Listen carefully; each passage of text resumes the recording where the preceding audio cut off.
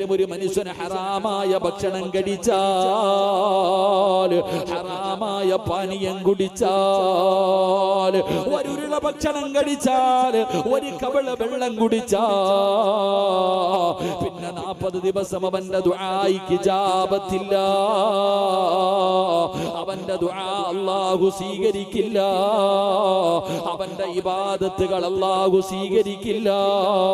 അവന്റെ മുഖത്തേക്ക് തന്നെ അവന്റെ നിസ്കാരവും അവന്റെ ഖുർആനും അവന്റെ സർവ്വ സൽക്കർമ്മങ്ങളും ആ മനുഷ്യന്റെ മുഖത്തേക്ക് തന്നെ വലിച്ചെറിയുമെന്ന് പ്രവാചകൻ അവിടുന്ന് പഠിപ്പിക്കുകയാ.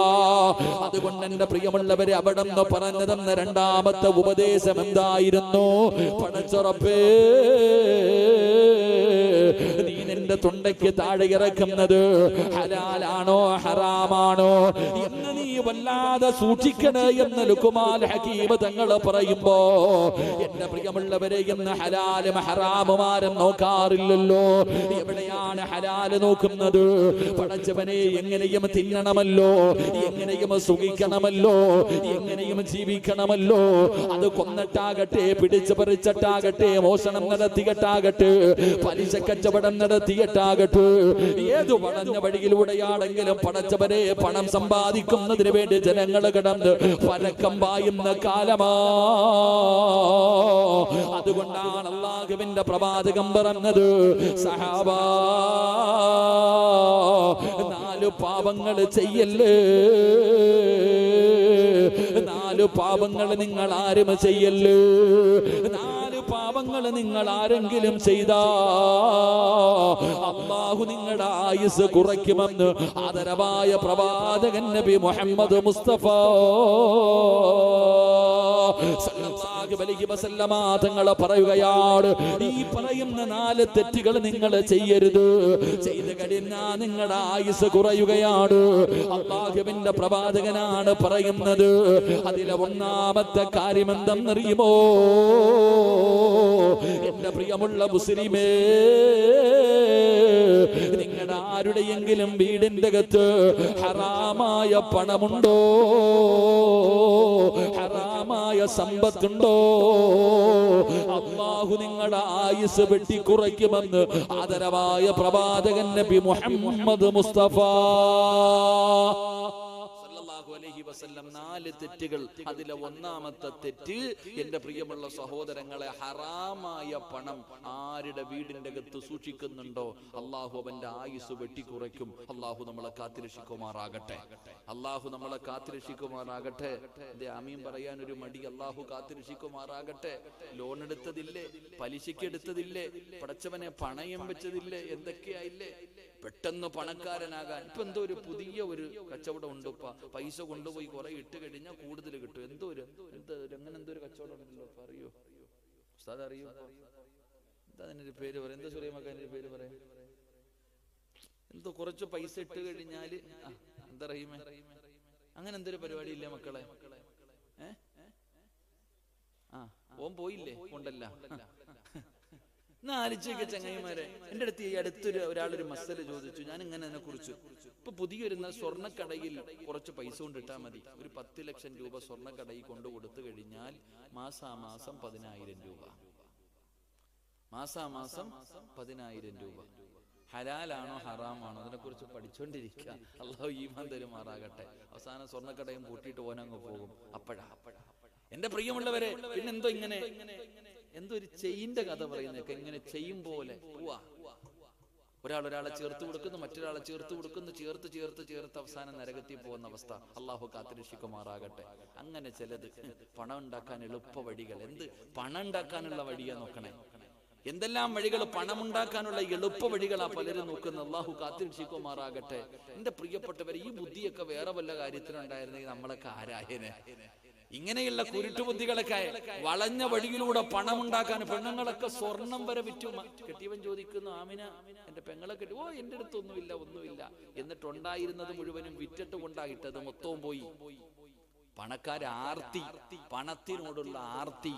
എന്റെ പ്രിയപ്പെട്ട സഹോദരിമാരെ, നിങ്ങൾക്ക് ചില പെണ്ണുങ്ങൾക്ക് എത്ര കിട്ടിയാലും തികയാത്തവരുണ്ട്. ആർത്തി എന്ന് പറഞ്ഞാൽ എന്തൊരാർത്തി എന്നറിയൂ? സമ്പത്തിനോടുള്ള വല്ലാത്ത ആർത്തി. എന്റെ പ്രിയപ്പെട്ട പെണ്ണെ, സമ്പത്തിനോട് ആർത്തി വെച്ച അള്ളാഹു നിനക്ക് നല്ല മരണം തരൂല. അള്ളാഹു കാത്തിരക്ഷിക്കുമാറാകട്ടെ. എത്ര ചരിത്രങ്ങളുണ്ട്.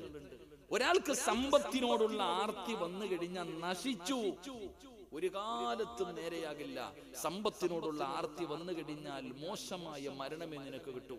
എത്രയോ ചരിത്രം. മഹാനായ നബി മുഹമ്മദ് മുസ്തഫ സല്ലല്ലാഹു അലൈഹി വസല്ലമ തങ്ങൾ നോക്കുമ്പോ സുബഹി നിസ്കാരം കഴിഞ്ഞിട്ട് ഒരു സഹാബി ഇറങ്ങി ഓടുക.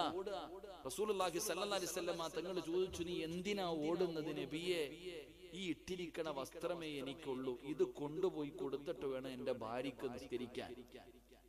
ആ സഹാബി അള്ളാന്റെ റസൂൽ സല്ലല്ലാഹു അലൈഹി വസല്ലമ തങ്ങളോട് പറഞ്ഞത്, നബിയെ, ഞാൻ ഇട്ടിരിക്കണ ഈ വസ്ത്രം കൊണ്ടുപോയി എന്റെ വീട്ടിൽ കൊടുത്തിട്ട് വേണം എന്റെ ഭാര്യക്ക് അത് ധരിച്ച് നിസ്കരിക്കാൻ. കാരണം ഞങ്ങൾക്ക് രണ്ടുപേർക്കും നിസ്കരിക്കുമ്പോ ധരിക്കാൻ ഒറ്റ വസ്ത്രമേ ഉള്ളൂ. എനിക്കും എന്റെ ഭാര്യക്കും നമസ്കരിക്കുന്ന സമയത്ത് ധരിക്കാൻ ഒരൊറ്റ ജോഡി വസ്ത്രമേ ഉള്ളൂ. അതുകൊണ്ടാണ് ഞാൻ ഓടണേ. ഈ സഹാബിയാണ് നബി സല്ലല്ലാഹു അലൈഹി വസല്ലമ തങ്ങളുടെ കയ്യെ പിടിച്ചിട്ട് ചോദിച്ചു, നബിയെ, സമ്പത്തുണ്ടാകാൻ വേണ്ടി ഒന്ന് ദുആ ചെയ്യോ? റസൂലുള്ളാഹി സല്ലല്ലാഹു അലൈഹി വസല്ലമ തങ്ങൾ പറഞ്ഞു, വേണ്ട, സമ്പത്ത് വേണ്ട. ഇല്ല നബിയെ, എനിക്ക് വേണ്ടി ദുആ ചെയ്. നബി പറഞ്ഞു, വേണ്ട. എന്തേ നബിയെ? സമ്പത്ത് കിട്ടിയാ നീ അല്ലാഹനെ മറക്കും. മഹാനായ പ്രവാചകൻ സല്ലല്ലാഹു അലൈഹി വസല്ലമ തങ്ങള് തനിക്കും തന്റെ ഭാര്യയ്ക്കും രണ്ട് ജോഡി വസ്ത്രമില്ല, ഒരു ജോഡി വസ്ത്രം. ആ ഒരു ജോഡി വസ്ത്രമുള്ള സഹാബിയോടാ പറഞ്ഞത്, പണം കിട്ടിയാ നീ അല്ലാഹനെ മറക്കും. അപ്പൊ ഈ സഹാബി ചോദിച്ചു, അത്ര ഞാനോ? സുബ്ഹാനല്ലാഹ് നബിയെ, ഞാൻ അങ്ങയുടെ കൈ പിടിച്ചിട്ടാ മുസ്ലിമായത്. അങ്ങയുടെ പുറകിൽ നിന്ന് നിസ്കരിക്കുന്ന സഹാബിയെ ഞാൻ മറക്കോ നബിയെ? സല്ലല്ലാഹു അലൈഹി വസല്ലമ തങ്ങൾ അപ്പോഴും പറഞ്ഞു വേണ്ടാന്ന്. പക്ഷെ ഈ സഹാബി നിർബന്ധിച്ചപ്പോ റസൂലുള്ളാഹി തങ്ങൾ ദുആ ചെയ്തു, സമ്പത്തുണ്ടായി. 5 നേരം പള്ളി വന്ന സഹാബിയെ പിന്നെ 3 നേരമേ പള്ളി കാണുന്നുള്ളൂ, കാണാനില്ല. 5 നേരം പള്ളി നിസ്കരിക്കാൻ വന്നിരുന്ന സഹാബി പിന്നെ 3 വഖത്തായി പള്ളിയിലേക്ക്. അവസാനം പിന്നെ 3 ഇല്ല.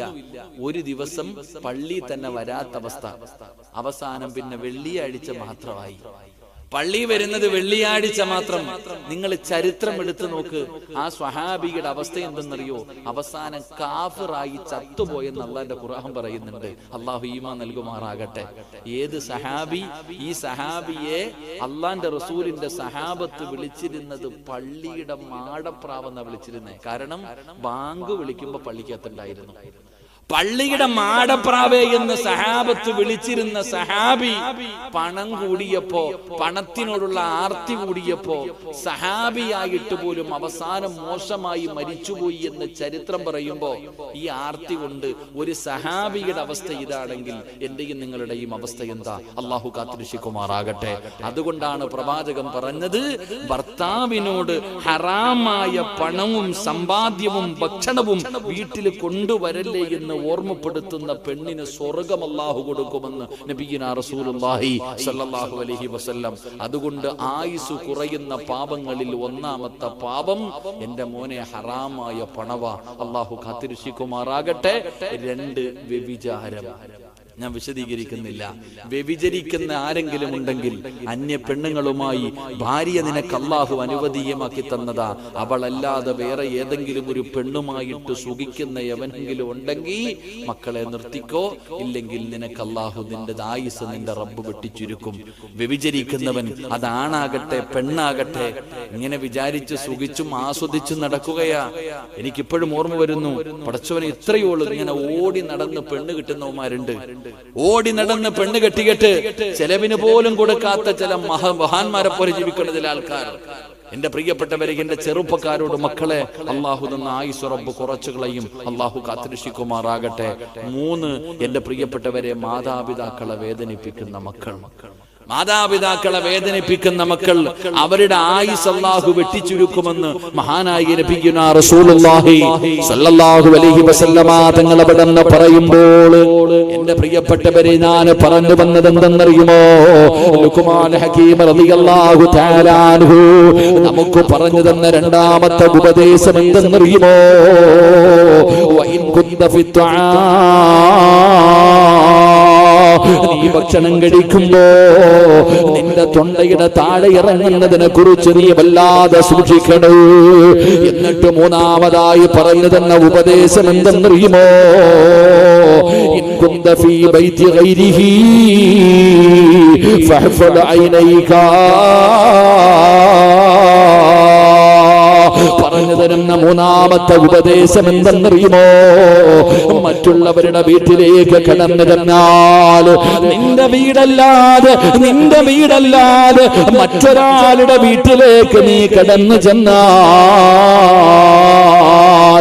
നീ നിന്റെ കണ്ണിനെ സൂക്ഷിക്കണേ എന്ന് മഹാനായ ലുഖ്മാനുൽ ഹകീം റളിയല്ലാഹു തആല പറയുകയാ, എടാ ചെറുപ്പക്കാരോ, നിന്റെ വീടല്ലാതെ മറ്റാരുടെയെങ്കിലും വീടിന്റെ അകത്ത് നീ കടന്നു ചെന്നാൽ, മൂന്നാമതായിട്ട് പറഞ്ഞു തരുന്ന കാര്യം, നിന്റെ വീടല്ലാതെ മറ്റാരുടെയെങ്കിലും വീട്ടിലേക്ക് നീ കടന്നു ചെന്നാൽ നിന്റെ കണ്ണിനെ നീ സൂക്ഷിക്കണം. അല്ലാഹു നമുക്ക് ഈമാൻ തരുമാറാകട്ടെ.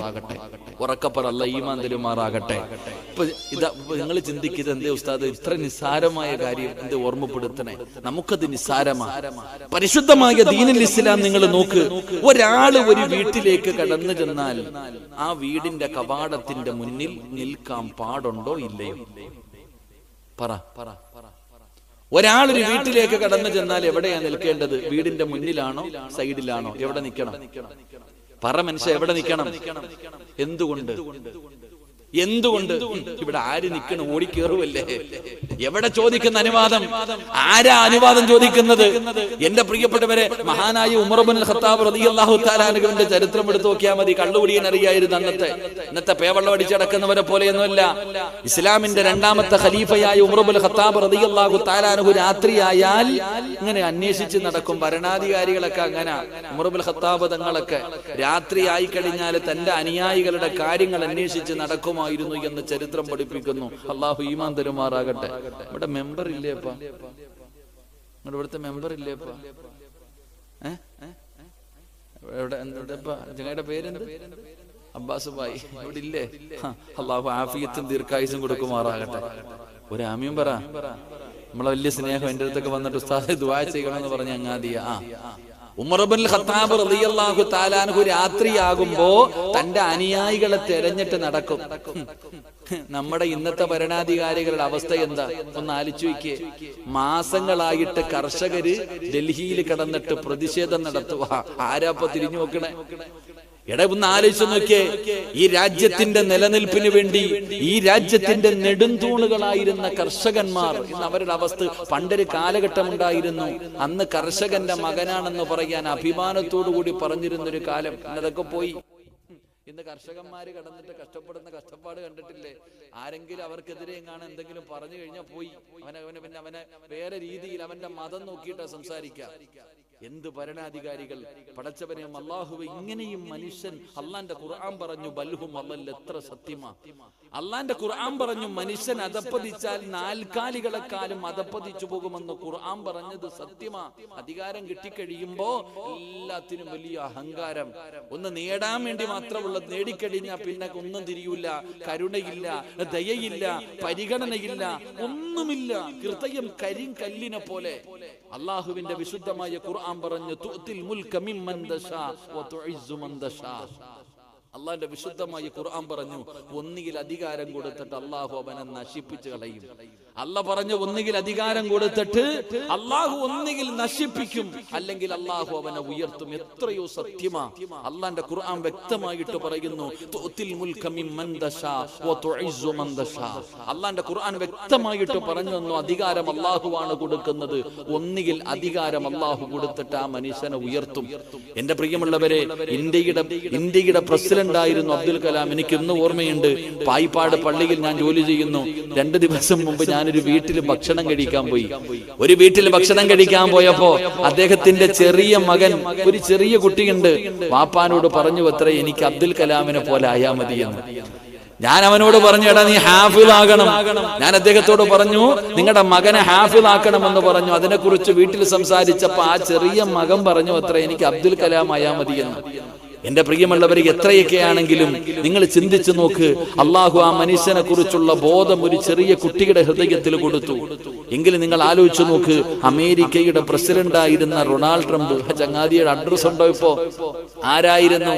ലോകത്തിന്റെ മുന്നിൽ നാണം കെട്ടിട്ട് അവസാനം നാണം കെട്ടിറങ്ങി പോകേണ്ട ഒരു അവസ്ഥ. അള്ളാന്റെ ഖുർആനാ പറഞ്ഞത്, നാണം കെടുത്തി കളയും അല്ലാഹ്. നമ്മുടെ രാജ്യത്തിന്റെ ഭരണാധികാരികളൊക്കെ ഇന്ന് ഇങ്ങനെ അഹങ്കരിക്കുക, അധികാരം കിട്ടിക്കഴിയുമ്പോ എല്ലാം ഇങ്ങനെ. പക്ഷെ ഒരു ദിവസം അള്ളാഹു വലിച്ച് തറയിലിടും. അള്ളാഹു കാത്തിരക്ഷിക്കുമാറാകട്ടെ. ഈ അഹങ്കാരത്തിനൊക്കെ ഒരിക്കൽ കിട്ടുമല്ലോ. അപ്പൊ ഞാൻ പറഞ്ഞു വന്നത്, എന്റെ പ്രിയമുള്ളവരെ, ഉമർ ഇബ്നുൽ ഖത്താബ് റളിയല്ലാഹു തആല അൻഹു രാത്രിയായ ഇങ്ങനെ തെരഞ്ഞു നടക്കും. അങ്ങനെ ഒരു ദിവസം ഇങ്ങനെ നടന്നു പോകുമ്പോ ഒരു വീടിന്റെ അകത്തിരുന്നിട്ട് നല്ല പാട്ട് കേൾക്കാം. ഒരു വീടിന്റെ അകത്ത് നിന്ന് വല്ലാത്ത പാട്ട് കേൾക്കുന്നു. ഉമർ ഇബ്നുൽ ഖത്താബ് റളിയല്ലാഹു തആല അൻഹു നോക്കുമ്പോ ഒരു കള്ളുകുടിയനാ നിന്നിട്ട് പാടുന്നേ. ഇസ്ലാമിന്റെ ഖലീഫ നോക്കുമ്പോ ഒരു കള്ളുകുടിയൻ നിന്ന് പാട്ട് പാടുകയാ. ഉമർ നിങ്ങൾ പിന്നെ ഒന്നും നോക്കിയില്ല, ചാടി വീടിന്റെ അകത്ത് മതിൽ ചാടി അകത്ത് കയറി. നോക്കുമ്പോ പടച്ചോൻ ഇങ്ങനെ നാരാപ്പ പാടുന്നത് നോക്കുമ്പോ കള്ളു കുടിച്ചിട്ട് ഒരുത്ത് നിന്ന് പാടുക. കതക് ചവിട്ടി പൊളിച്ച് അകത്തേക്ക് കയറി നോക്കുമ്പോ കള്ളുകുടിയൻ ഇങ്ങനെ കണ്ണും തള്ളി നിൽക്കുക. ഉമർ ഇബ്നുൽ ഖത്താബ് റളിയല്ലാഹു തആല അൻഹു കയറി ചെല്ലുമ്പോ ഈ കള്ളുകുടിയൻ ഇങ്ങനെ കണ്ണും തള്ളിയിട്ട് നിൽക്കുക. ഉമർ കണ്ണിന്റെ മുന്നിൽ നിൽക്കണത്. പക്ഷെ ആ കള്ളുകുടിയൻ പതറിയില്ല. ആ കള്ളുകുടിയൻ ഇങ്ങനെ ഉമർ ഇബ്നുൽ ഖത്താബ് തങ്ങളുടെ മുഖത്ത് നോക്കിയിട്ട് പറഞ്ഞു, ഞാൻ കള്ളു കുടിച്ചു, ഞാനൊരു പാപം ചെയ്തു, ശരിയാ, ഞാൻ കള്ളു കുടിച്ചു, ഞാനൊരു തെറ്റ് ചെയ്തു.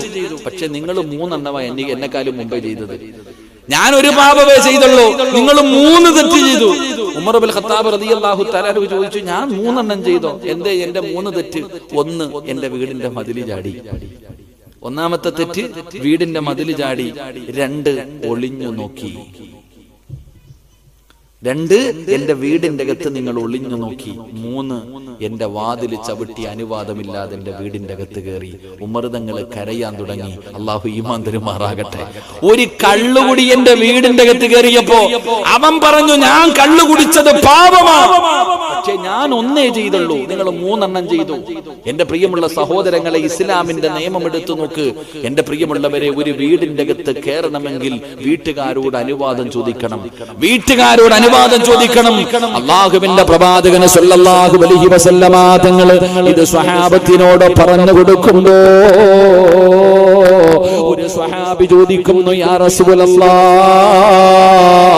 അല്ലാഹുവിന്റെ നബിയേ,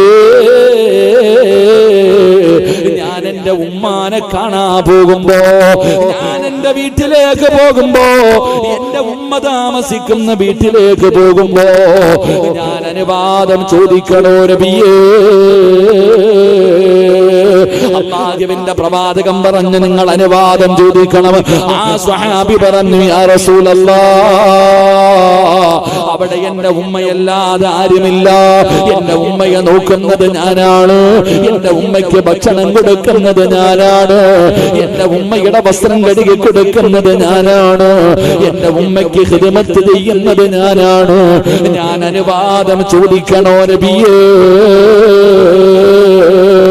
അല്ലാഹുവിന്റെ പ്രവാചകൻ അവിടെ നിന്ന് പറഞ്ഞു കൊടുത്ത മറുപടി എന്തെന്നറിയുമോ? നീ നിന്റെ ഉമ്മയുടെ വീട്ടിലേക്കാണ് പോകുന്നതെങ്കിലും നീ അനുവാദം ചോദിക്കണമെന്ന് നബി മുഹമ്മദ് മുസ്തഫ സല്ലല്ലാഹു അലൈഹി വസല്ലമ തങ്ങൾ അവിടെ നിന്ന് പറയുമ്പോ, എന്റെ പ്രിയമുള്ളവരെ, അതുകൊണ്ടാണ് പ്രവാചകൻ പറഞ്ഞത്, നിങ്ങളൊരു വീടിന്റെ മുന്നിൽ ചെന്നാൽ നിങ്ങൾ അനുവാദം ചോദിക്കണോ, നിങ്ങൾ അനുവാദം ചോദിക്കണോ. നിങ്ങൾ വീടിന്റെ മുന്നിൽ ചെന്ന് സലാം പറയണോ.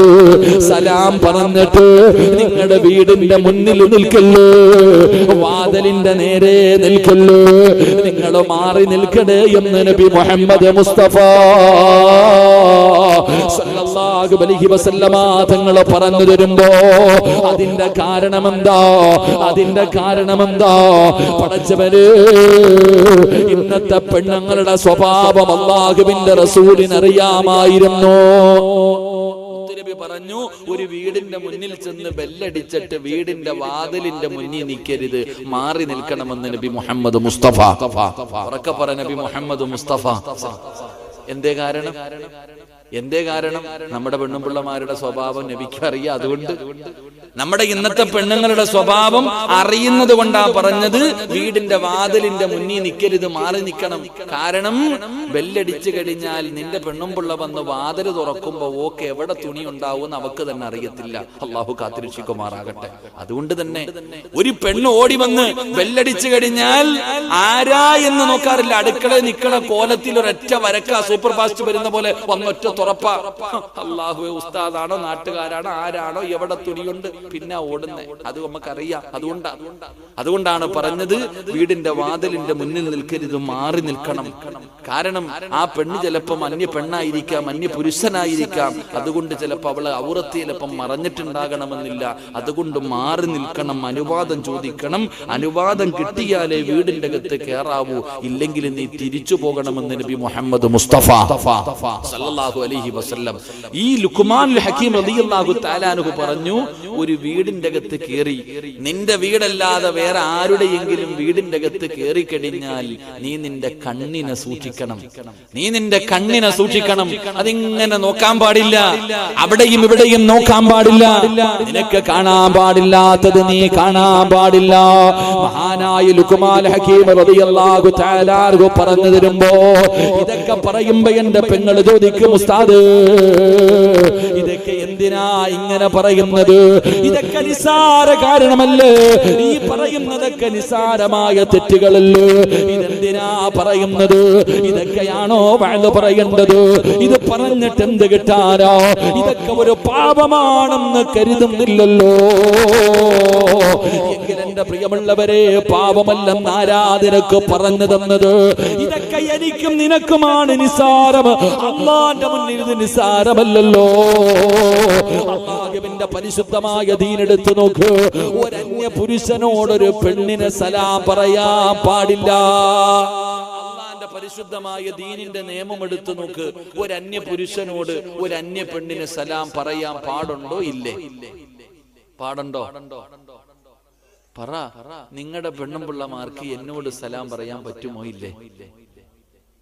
വെടിയുണ്ടത് ഉള്ളത് പറ ചങ്ങാതി. എന്തുകൊണ്ട്?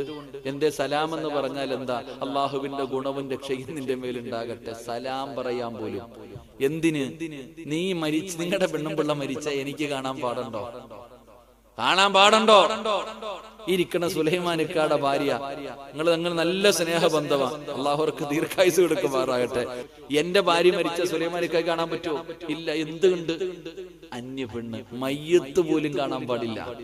പരിശുദ്ധമായ ദീനുൽ ഇസ്ലാം പറഞ്ഞത് മയ്യത്ത് പോലും കാണാൻ പാടില്ല, പിന്നിലെ ജീവിച്ചിരിക്കുന്നേ. എന്തുകൊണ്ട് സഹോദരങ്ങളെ, എന്റെ പ്രിയപ്പെട്ടവരെ, നമ്മൾ ഇതൊക്കെ തെറ്റായിട്ട് തന്നെ കാണുന്നില്ല. നിങ്ങൾ ചിന്തിക്ക്, 4000 പ്രവാചകന്മാരെ കണ്ട ഒരു മഹാൻ പറയുക, നീ നിന്റെ കണ്ണിനെ ഒരു വീടിന്റെ അകത്ത് കയറിയാ നീ സൂക്ഷിക്ക്. ഇല്ലെങ്കിൽ, അങ്ങനെ സൂക്ഷിക്കാൻ നീ തയ്യാറായില്ലെങ്കിൽ നിന്റെ ദുനിയാവും നിന്റെ ആഖിറവും നഷ്ടപ്പെട്ടു പോകുമെന്ന് പറയാൻ കാരണം അത് നിസ്സാര ഒരു പാപമല്ലാത്ത റസൂലുള്ളാഹി സ്വല്ലല്ലാഹു അലൈഹി വസല്ലമ തങ്ങൾ പറഞ്ഞു, സ്വർഗ്ഗം വേണോ? റസൂലുള്ളാഹി തങ്ങൾ ചോദിക്കുകയാ. അല്ലാഹുവിന്റെ പ്രവാചകൻ തന്റെ സ്വഹാബത്തിനോട് ചോദിച്ചു, സഹാബാ സ്വർഗ്ഗം വേണോ? സഹാബാ സ്വർഗ്ഗം വേണോ? സഹാബാ. അല്ലാഹുവിന്റെ പ്രവാചകനോട് സ്വഹാബത്ത് പറയുന്നു, യാ റസൂലല്ലാഹ്, അല്ലാഹുവിന്റെ നബിയേ സ്വർഗ്ഗം വേണം നബിയേ. അല്ലാഹുവിന്റെ പ്രവാചകൻ അവിടെ നിന്ന് ഒന്നാമതായി പറഞ്ഞു കൊടുത്തു, നീ നിന്റെ കണ്ണിനെ സൂക്ഷിക്കൂ.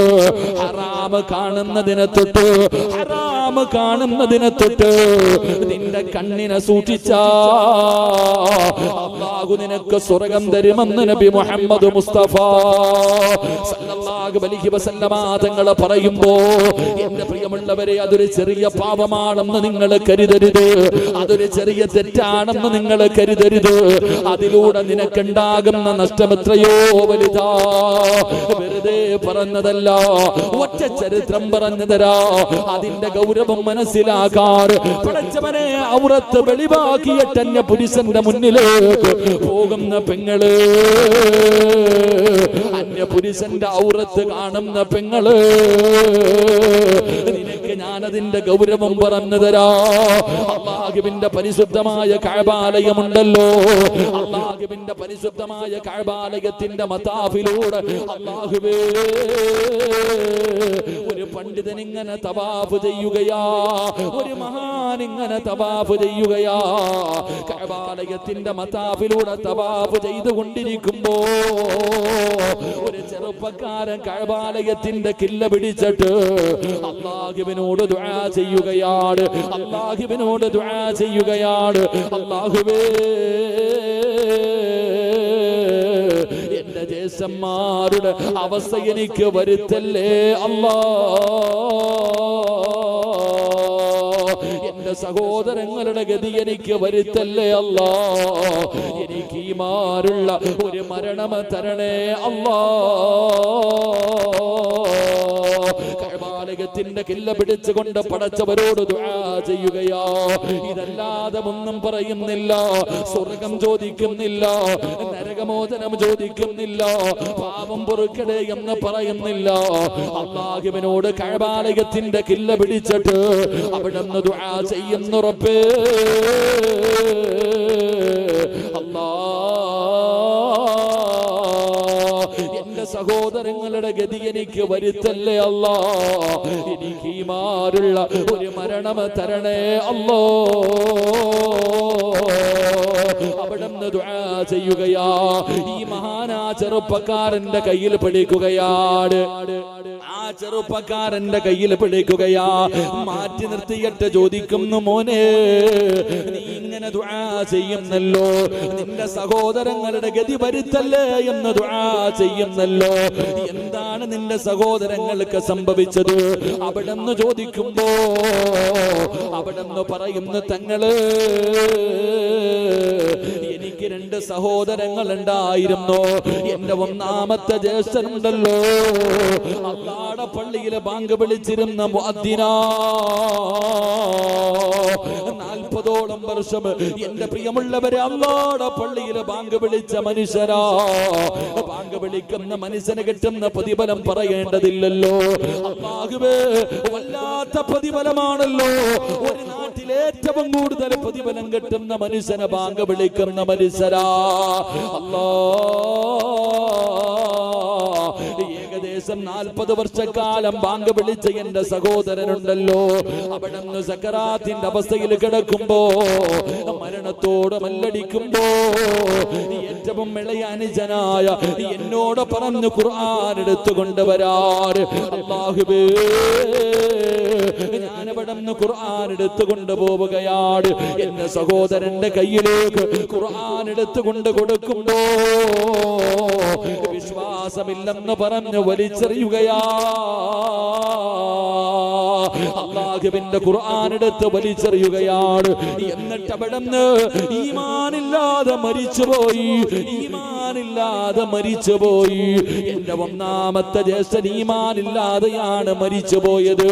രണ്ടാമത്തെ സഹോദരനുണ്ടല്ലോ, അതേ പള്ളിയിലാണ് ബാങ്ക് വിളിച്ചത്. ഒരുപാട് വർഷക്കാലം ബാങ്ക് വിളിച്ചു. ആ ജ്യേഷ്ഠന്റെയും അവസാനം മോശം മരണമായിരുന്നു, ഈമാനില്ലാത്ത മരണമായിരുന്നു. 2 പേരും ഈമാനില്ലാതെയാണ് മരിച്ചുപോയത്. തങ്ങള് അതേ പള്ളിയിലാണ് ഞാനും ബാങ്ക് വിളിക്കുന്നത്, അതേ പള്ളിയിലാണ് ഞാനും ബാങ്ക് വിളിക്കുന്നത്. അല്ലാ എന്റെ സഹോദരങ്ങളുടെ ഗതി എനിക്ക് വരുത്തല്ലേ അല്ലാ, എന്റെ മരണം മോശമാക്കല്ലേ അല്ലാ, എന്റെ അവസാനം മോശമാക്കല്ലേ അല്ലാ. ഞാനതുകൊണ്ടാണ് അല്ലാഹുവിനോട് ദുആ ചെയ്യുന്നതെന്ന് പറയുമ്പോ ഈ മഹാൻ ചോദിക്കുകയാണ്, നിങ്ങളുടെ സഹോദരങ്ങളുടെ സ്വഭാവം എങ്ങനെയായിരുന്നു? അവര് കള്ളു കുടിക്കുന്നവരായിരുന്നു, അവര് വ്യഭിചരിക്കുന്നവരായിരുന്നു, അവര് പലിശ തിന്നുന്നവരായിരുന്നു, അവർ അല്ലാഹുവിനെ ധിക്കരിച്ചവരായിരുന്നു.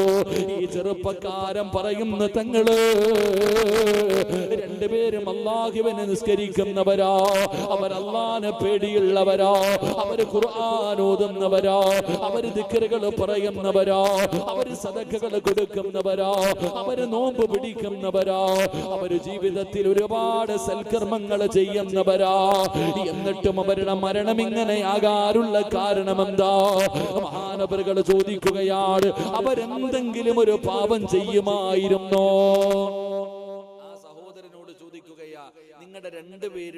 നിങ്ങളുടെ രണ്ട് സഹോദരന്മാരും എന്തെങ്കിലും ഒരു പാപം ചെയ്യുന്ന അറിവ് നിങ്ങൾക്കുണ്ടോ? അപ്പൊ പറഞ്ഞു കൊടുത്തു, എന്റെ സഹോദരങ്ങൾക്ക് രണ്ടുപേർക്കും ഒരു ദുസ്വഭാവം ഉണ്ടായിരുന്നു. വഹുമായ രണ്ടുപേരും പെണ്ണുങ്ങളുടെ ഔറത്ത് കാണുമായിരുന്നു. രണ്ടുപേരും പെണ്ണുങ്ങളുടെ ഔറത്ത് കാണുന്ന ഒരേ ഒരു ദുശീലമുണ്ടായിരുന്നു. അതുകൊണ്ട് അവരുടെ ആക്കിബത്ത് ഒരു മോശമായി പോയത്. അള്ളാഹു കാത്തിരക്ഷിക്കുമാറാകട്ടെ. എന്റെ പ്രിയമുള്ള സഹോദരങ്ങളെ, അന്യ പെണ്ണുങ്ങളുടെ ശരീരം കാണുമ്പോൾ, അന്യ പെണ്ണുങ്ങളുടെ ഔറത്ത് കാണുമ്പോൾ, അന്യ പുരുഷന്മാരുടെ ഔറത്തുകൾ കാണുമ്പോൾ, ആ കാണുന്നതിലൂടെ നിന്റെ അവസാനം മോശമായി പോകും. അതുകൊണ്ടാണ് മഹാനവറുകൾ അവിടെ നിന്ന് പഠിപ്പിച്ചു തന്നത്, ഒരു വീടിന്റെ അകത്ത് കയറി ചെന്നാൽ നീ നിന്റെ കണ്ണിനെ സൂക്ഷിക്ക്. അള്ളാഹു നമുക്ക് ഈമാൻ നൽകുമാറാകട്ടെ. നമ്മുടെ ആ കണ്ണിനെ സൂക്ഷിച്ചില്ലെങ്കിൽ ഈമാനില്ലാത്ത മരണം അവസാനം മോശമായി പോകുന്ന മരണം. അള്ളാഹു നമ്മളെ കാത്തിരക്ഷിക്കുമാറാകട്ടെ. അതുകൊണ്ട് എന്റെ പ്രിയമുള്ളവരെ, മഹാനായ ലുഖ്മാൻ ഹകീം റളിയല്ലാഹു തആല അൻഹു അവിടെ നിന്ന് പറഞ്ഞു തന്ന മൂന്നാമത്തെ കാര്യം എന്തെന്നറിയുമോ? അതാ മറ്റൊരാളുടെ വീടിന്റെ അകത്ത് കടന്നു പോയാൽ നീ നിന്റെ കണ്ണിനെ സൂക്ഷിക്കണേ. എന്നിട്ട് നാലാമതായി പറയുകയാണ്, നാലാമതായി പറഞ്ഞു തന്ന കാര്യം എന്തെന്നറിയുമോ? വൈൻ കുന്ത ബൈനന്നാസ്, ജനങ്ങളുടെ നടുവിലേക്ക് പോയി കഴിഞ്ഞാൽ, ജനങ്ങളുടെ ഇടയിലേക്ക് പോയി കഴിഞ്ഞാൽ നീ നിന്റെ നാവിനെ സൂക്ഷിക്കണേ. നീ നിന്റെ നാവിനെ സൂക്ഷിക്കണേ. പടച്ചവനെ, ജനങ്ങൾക്ക് നടുവിലേക്ക് ഇറങ്ങിപ്പോയാൽ നീ നിന്റെ നാവിനെ സൂക്ഷിക്കണേ. കാരണം എന്തെന്നറിയുമോ? മഹാനായ ലുഖ്മാൻ ഹകീം റളിയല്ലാഹു തആല അൻഹു അവിടെ അടിമയായിരുന്നല്ലോ. ഒരു ദിവസം യജമാനൻ അവിടുന്ന് വിളിക്കുന്ന, ലുഖ്മാനേ, ഒരാടിനെ കൊടുത്തിട്ട് പറഞ്ഞു, ഈ ആടിനെ അറുത്തിട്ട് ഈ ആടിന്റെ ശരീരത്തിലെ ഏറ്റവും നല്ലതെടുത്തു കൊണ്ടുവരാൻ. ോട് യജമാനൻ ഒരു ആടിനെ കൊടുത്തിട്ട് പറഞ്ഞു, ഇതിനെ കൊണ്ടുപോയി അറുത്തിട്ട് ഇതിന്റെ ശരീരത്തിലെ ഏറ്റവും നല്ലത് എടുത്തു കൊണ്ടുവരാൻ. മഹാനവറുകൾ കരളും എടുത്തുകൊണ്ടുവന്നു, നാക്കും എടുത്തുകൊണ്ടുവന്ന് മുന്നിൽ വെച്ചു കൊടുത്തു. തന്റെ യജമാനന്റെ മുന്നിൽ കരളും നാവും കൊണ്ടുവന്ന് വെച്ചു കൊടുത്തു. പിന്നീട് ഒരു അവസരത്തിൽ ഒരു ആടിനെ കൊടുത്തിട്ട് പറഞ്ഞു, ഇതിനെ കൊണ്ടുപോയി അറുത്തിട്ട് അതിന്റെ ശരീരത്തിലെ ഏറ്റവും വൃത്തികെട്ടത് എടുത്തുകൊണ്ട് വരാൻ. അപ്പോഴും കൊണ്ടുവന്നത് നാക്കും കരളുമാണ്. അപ്പം യജമാനൻ ചോദിച്ചു, എന്തേ രണ്ട് സമയത്തും കൊണ്ടുവന്നത്? ഒന്ന് നല്ലത് കൊണ്ടുവരാൻ പറഞ്ഞു, ഒന്ന് നശിച്ചത് കൊണ്ടുവരാൻ പറഞ്ഞു. രണ്ട് പ്രാവശ്യവും കൊണ്ടുവന്നത് ഒന്നാണല്ലോ. അപ്പൊ ലുഖ്മാൻ ഹകീം റളിയല്ലാഹു തആല അൻഹു പറഞ്ഞു, ഒരു മനുഷ്യന്റെ ശരീരത്തിൽ നന്നായാൽ ഏറ്റവും നല്ലത് ഇത് രണ്ടുമാ, നശിച്ചാൽ ഏറ്റവും നശിച്ചത് ഇത് രണ്ടുമാ. അള്ളാഹു കാത്തിരക്ഷിക്കുമാറാകട്ടെ. ഏറ്റവും കൂടുതൽ പേര് നരകത്തിൽ പോകുന്നത് നാവ് കാരണമാണെന്ന് മഹാനായ സയ്യിദുനാ ഉമർ ഇബ്നുൽ ഖത്താബ് റളിയല്ലാഹു തആല. അതുകൊണ്ടാണ് ലുഖ്മാൻ ഹകീം തങ്ങൾ പറഞ്ഞു, ജനങ്ങളുടെ ഇടയിൽ പോയ ഈ നാവ് സൂക്ഷിക്കണം. കാരണം ലൈസൻസ് ഇല്ല. 4 പേര് കൂടിക്കഴിഞ്ഞാൽ പിന്നെ പച്ച ഇറച്ചി ചില മനുഷ്യന്മാരെ പച്ചയ്ക്ക് കത്തിക്കുന്നത് പോലെ. 4 പേര് കൂടിക്കഴിഞ്ഞാൽ പിന്നെ അങ്ങോട്ടും ഇങ്ങോട്ടും പറയാനങ്ങോട്ട് തുടങ്ങും. ഓരോ മനുഷ്യനെ പച്ചയ്ക്ക് തിന്നുന്ന സ്വഭാവം.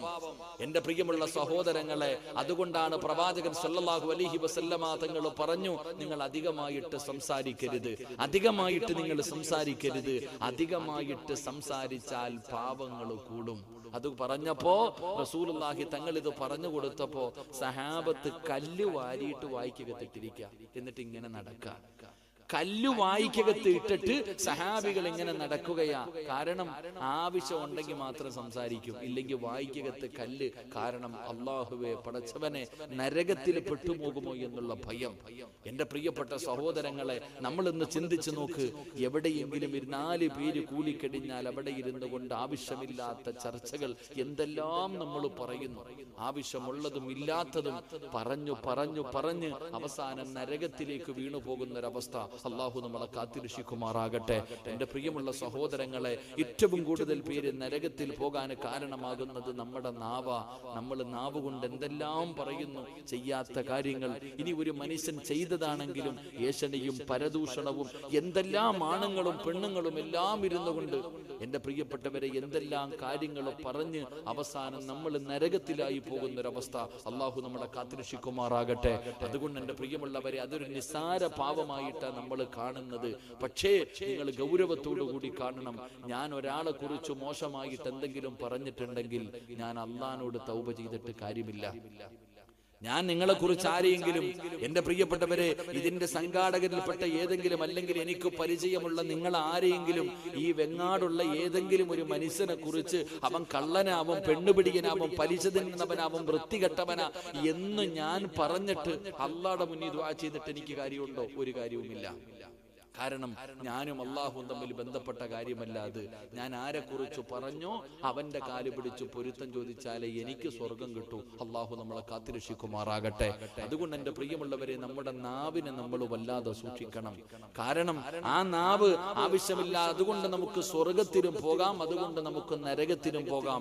അതുകൊണ്ടാണ് ലുഖ്മാൻ ഹക്കീം റളിയല്ലാഹു തആല അൻഹു പറഞ്ഞു, പെണ്ണുങ്ങളെ പ്രത്യേകിച്ച് നിങ്ങൾ സൂക്ഷിക്ക്. പലരും നിന്റെ അടുക്കൽ വന്ന് പലതും പറയും. അപ്പൊ നീ ചോദിക്കും, ഉസ്താദെ ഞാൻ കേൾക്കുന്നതല്ലേ ഉള്ളൂ. മോളെ, നീ പറഞ്ഞില്ലെങ്കിലും കേട്ടല്ലോ, നീ പറഞ്ഞവളെ പോലെയാണെന്ന് നബി മുഹമ്മദ് മുസ്തഫ സല്ലല്ലാഹു അലൈഹി. ആരുടെയെങ്കിലും ഏഷണിയും പരദൂഷണവും നിന്റെ മുന്നിൽ വന്ന് പറയുമ്പോ എന്തിന് നീ കേൾക്കാൻ നിൽക്കുന്നു?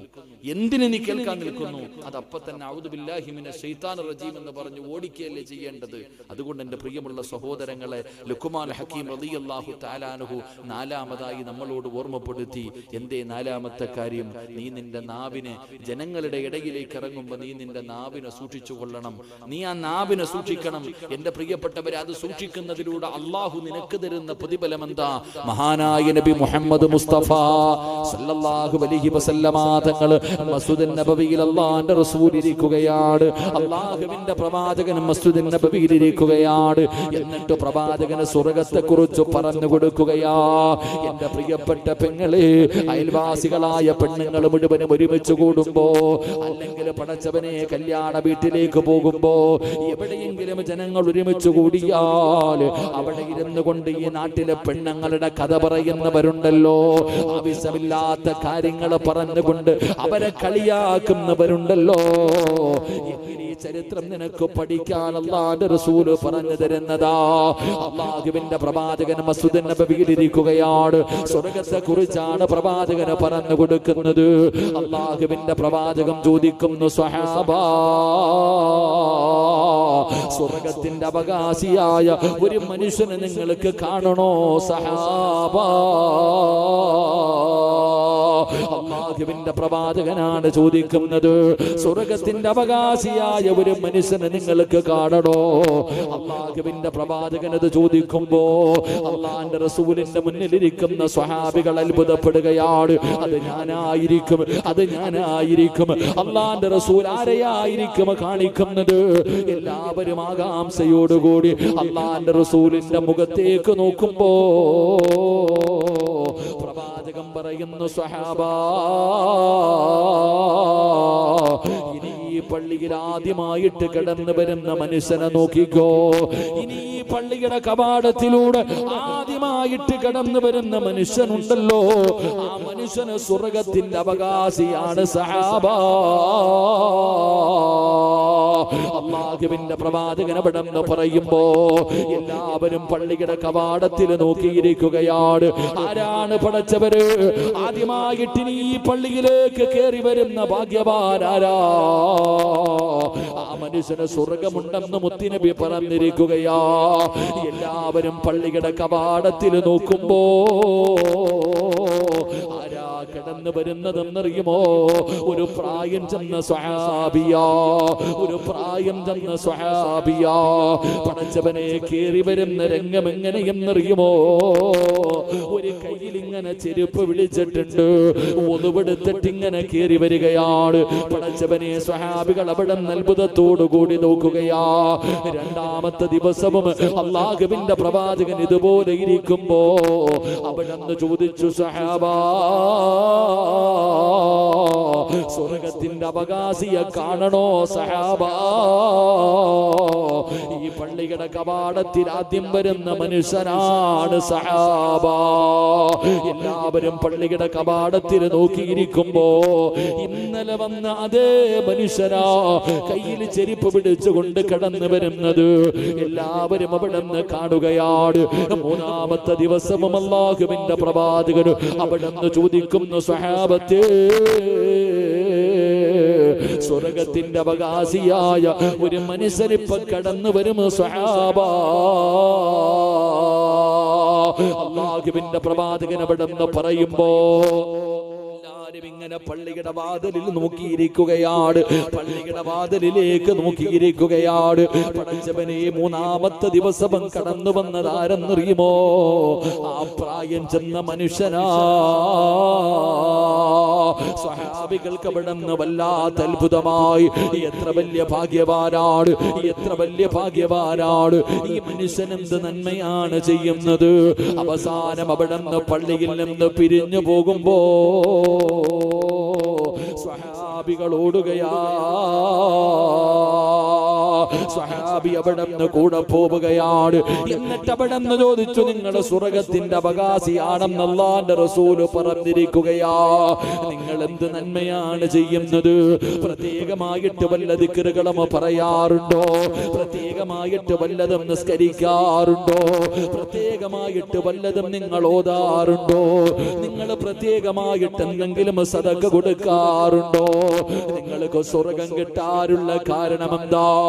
ആ സമയത്ത് ആ മനുഷ്യൻ പറയുന്നു, ഞാൻ ഒരുപാട് സമ്പത്ത് കൊടുക്കാൻ എന്റെ കയ്യിൽ പണമില്ല, ഞാനൊരു പാവപ്പെട്ടവരാണ്, എന്റെ കയ്യിൽ അമലുകൾ കുറവാണ്. പക്ഷേ എനിക്ക് അല്ലാഹു സ്വർഗം തന്നിട്ടുണ്ടെങ്കിൽ, പ്രവാചകൻ ഞാൻ സ്വർഗത്തിന്റെ അവകാശിയാണെന്ന് പറഞ്ഞിട്ടുണ്ടെങ്കിൽ, ആ സ്വർഗം കിട്ടാൻ എന്റെ ജീവിതത്തിൽ ഞാൻ ചെയ്യുന്ന ഒരേ ഒരു സൽക്കർമ്മം എന്തെന്നറിയുമോ? ഈ ദുനിയാവിൽ എനിക്കൊരാളോടും വെറുപ്പുള്ള, ഈ ദുനിയാവിൽ ഒരാളോടും എനിക്ക് ദേഷ്യമില്ല, ഒരാളോടും എനിക്ക് വൈരാഗ്യമില്ല, ഒരാളും നശിക്കണമെന്ന് ഞാൻ ആഗ്രഹിക്കാറില്ല. എല്ലാവരും നന്നാകണമെന്ന് ഞാൻ ആഗ്രഹിക്കുന്നു. ഒരാളോടും എനിക്ക് വൈരാഗ്യമില്ല. അതുകൊണ്ടായിരിക്കും എനിക്ക് അല്ലാഹു ഈ പ്രതിഫലം തന്നതെന്ന് ആ മനുഷ്യരപടന്ന് പറഞ്ഞു എന്ന് ചരിത്രം പറയുമ്പോ, എന്റെ പ്രിയപ്പെട്ട പെങ്ങള്, അങ്ങനെ ഒരു മനസ്സാണ് നിനക്ക് വേണ്ടത്. ഒരാളോടും നീ അസൂയ വെക്കരുത്, ഒരാളോടും നിനക്ക് കുശുമ്പ് തോന്നരുത്, ഒരാളെയും നീ നാണം കെടുത്തരുത്, ഒരാളെയും നീ പരിഹസിക്കരുത്, ഒരാളെയും നീ കളിയാക്കരുത്, ഒരാളുടെ കുറ്റവും നീ പറയരുത്, ഒരാളുടെ ജീവിതവും നീ നശിപ്പിക്കരുത്. കാരണം നിനക്കതിനുള്ള അവകാശമില്ല. ഒരാളെ കുറ്റപ്പെടുത്താ, ഒരാളെ നാണം കെടുത്തോ, ഒരാളുടെ പരാതി പറയാ, എടാ ചെറുപ്പക്കാരാ, നിനക്ക് അവകാശമില്ല. കാരണം ഞാൻ ചെയ്താൽ അല്ലാഹു എന്നോടേ ചോദിക്കൂ, ഒരിക്കലും നിന്നോട് അല്ലാഹു ചോദിക്കില്ല. നീ ചെയ്താൽ അല്ലാഹു നിന്നോടേ ചോദിക്കൂ, ഒരിക്കലും എന്നോട് അല്ലാഹു ചോദിക്കാറില്ല. അതുകൊണ്ട് എന്റെ പ്രിയമുള്ളവരോട് പറയുകയാണ്, നാവിനെ സൂക്ഷിക്കട്, അപവാദങ്ങളെ സൂക്ഷിക്കട്, പരിഹാസങ്ങളെ സൂക്ഷിക്കട്, കളിയാക്കുന്നതിനെ സൂക്ഷിക്കട്. ഒരു മനുഷ്യന്റെ ഹൃദയത്തെ നീ വേദനിപ്പിക്കല്ലേ. ഒരാളെ നീ വേദനിപ്പിച്ചാ നാളെ പടച്ച റബ്ബിന്റെ പരലോകത്ത് അല്ലാഹു നിന്നെ കൈവിടുകയാ. പിന്നെ നീ നരകത്തിന്റെ അവകാശിയാ. അതുകൊണ്ട് എന്റെ പ്രിയപ്പെട്ടവരോട് ഓർമ്മപ്പെടുത്തുകയാണ്, ജനങ്ങളെ കൂടുന്ന സമയത്ത് പലതും ചർച്ച ചെയ്യാ. നീ നിന്റെ നാവിനെ സൂക്ഷിക്കണേ, ഇല്ലെങ്കിൽ നിന്റെ ദുനിയാവും ആഖിറവും നഷ്ടപ്പെടുമെന്ന് മഹാനായ ലുഖ്മാൻ ഹകീം റളിയല്ലാഹു തആല അൻഹു അവിടെന്ന് പറഞ്ഞു തരുമ്പോ എന്റെ പ്രിയമുള്ളവരെ, അഞ്ചാമത്തെ കാര്യമെന്താ? എന്റെ പ്രിയമുള്ളവരെ, ഞാൻ നിർത്തുകയാണ്. 11 മണിയാകാൻ പോകുകയാണ്. മഹാനായ ലുഖ്മാൻ ഹകീം റളിയല്ലാഹു തആല അൻഹു ഈ 4 കാര്യങ്ങൾ പറഞ്ഞു തന്നിട്ട് പിന്നെ പറഞ്ഞ 4 കാര്യങ്ങൾ ഏതെന്നറിയുമോ? എന്റെ പ്രിയപ്പെട്ടവരെ, പ്രസംഗം നിർത്തുകയാ. പിന്നെ പറഞ്ഞത് 4 കാര്യങ്ങളാണ്. അതിലെ 2 കാര്യം ഏതെന്നറിയുമോ?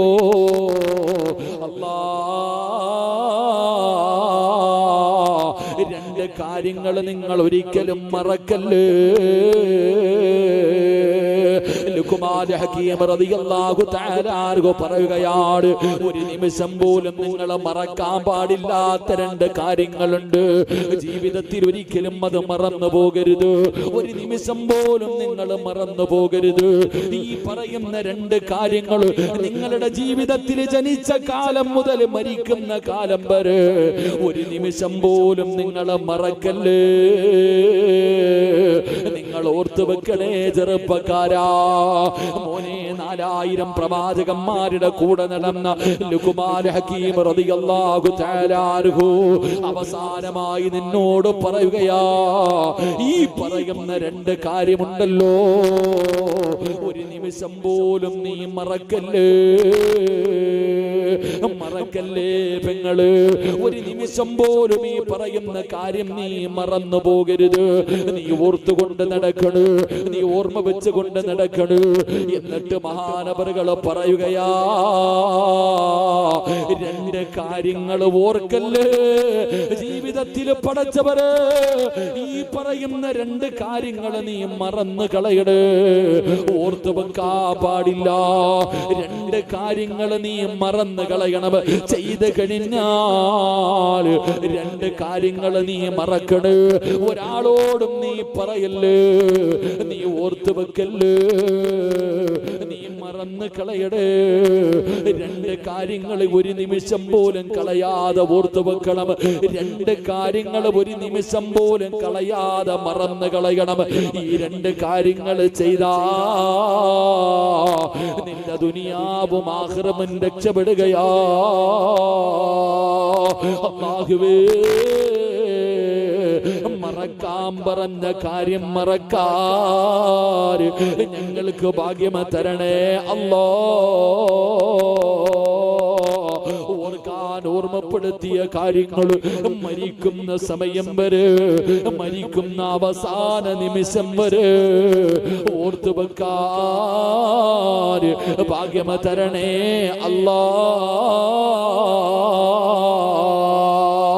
എന്റെ പ്രിയമുള്ളവരെ, സംഘാടകർ നിങ്ങളുടെ മുന്നിലേക്ക് ബക്കറ്റുമായിട്ട് കടന്നു വരികയാ. എന്റെ പ്രിയമുള്ളവരെ, ദുആ ചെയ്യാ പോകുകയാണ്. പാവപ്പെട്ട യതീമായ മക്കൾക്ക് വേണ്ടിയാണ്, പാവപ്പെട്ട രോഗികൾക്ക് വേണ്ടിയാണ്, ഒരു നേരത്തെ അന്നത്തിന് വകയില്ലാത്ത പാവങ്ങൾക്ക് വേണ്ടിയാ സംഘാടകർ ബക്കറ്റുമായിട്ട് നിങ്ങളുടെ മുന്നിലേക്ക് കടന്നു വരികയാ. ഒരാളും കൈമാറ്റരുത്, ഒരാളും കൊടുക്കാതിരിക്കരുത്, ഒരാളും ഉറക്കം നടിക്കരുത്. ഇത് അല്ലാഹുവേ, ഇത് പാവങ്ങൾക്ക് വേണ്ടിയാ, ഇത് പാവപ്പെട്ട പെൺകുട്ടികൾക്ക് വേണ്ടി.